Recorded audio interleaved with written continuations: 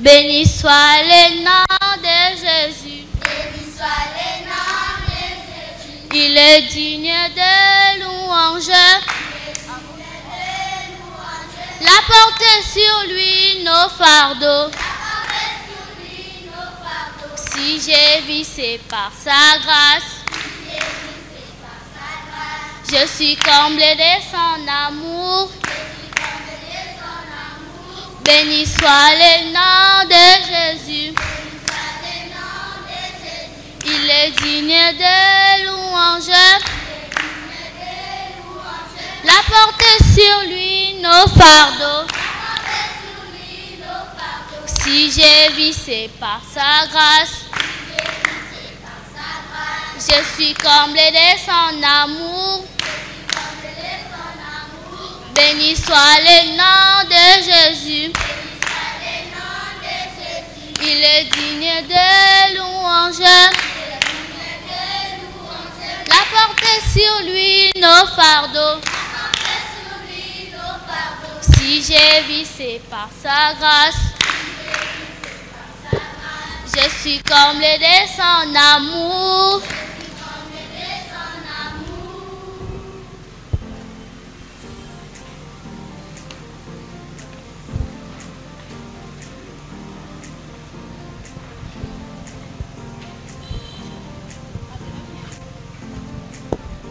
Alléluia. Alléluia. C'est le temps de la parole. J'invite Madame Grâce. Amen. Nous allons ouvrir dans Matthieu 9, 37. Tenons-nous debout, nous allons lire la parole de Dieu. La Bible nous dit, alors il dit à ses disciples, la moisson est grande, mais il y a peu d'ouvriers. Asseyons-nous. Quand on nous parle de la moisson, c'est ce que nous semons pour venir le récolter au moment de la récolte.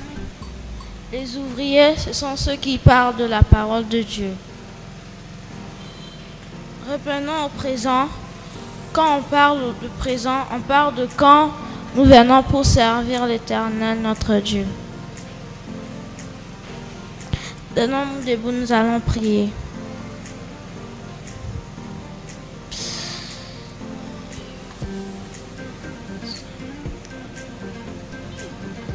Père, je te remercie, Seigneur Jésus-Christ, Père, pour cette parole que tu nous as donnée.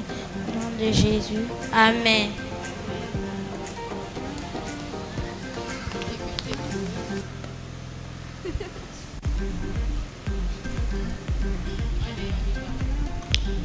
Hey ma chérie, moi-même comme je suis comme ça, je souffre trop. Mes parents sont morts, je pars pas à l'école, j'étudie pas.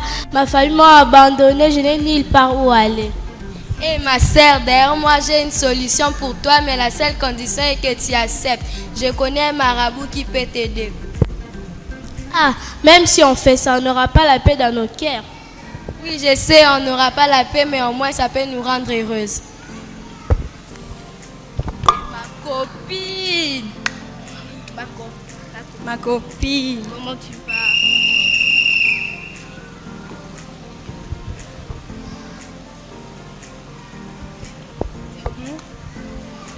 Dienda.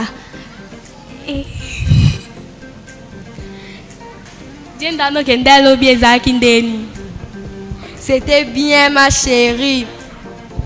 Moi-même d'ailleurs, j'ai un rendez-vous. Je cherche une personne avec qui partir. Est-ce que tu peux partir avec moi? Oui, c'est pas de problème. Arrêtez d'abord vos trucs, écoutez-moi. C'était bien hier, on a mangé, on a parlé, on a dansé.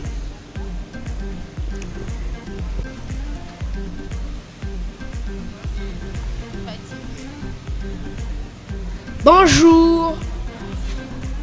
Comment vous allez? J'ai passé par là et j'ai écouté votre conversation. Je peux vous parler de quelqu'un? Pasteur, nous venons de l'église et puis nous arrivons encore ici, vous venez nous parler de Dieu.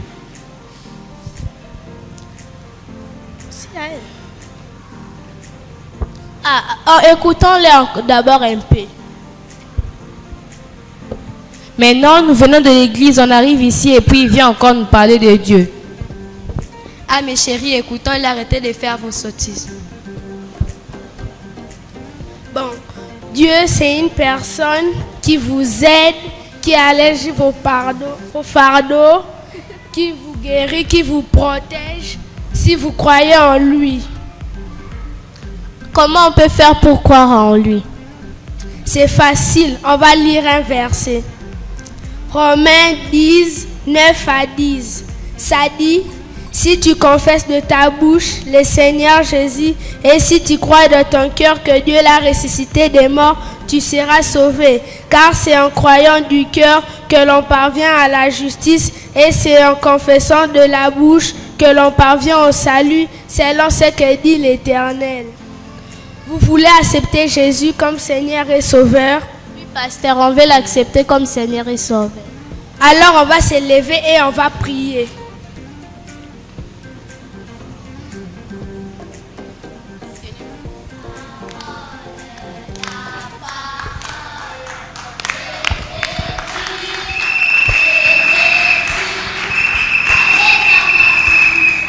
Elle est dans ma bouche et dans mon cœur.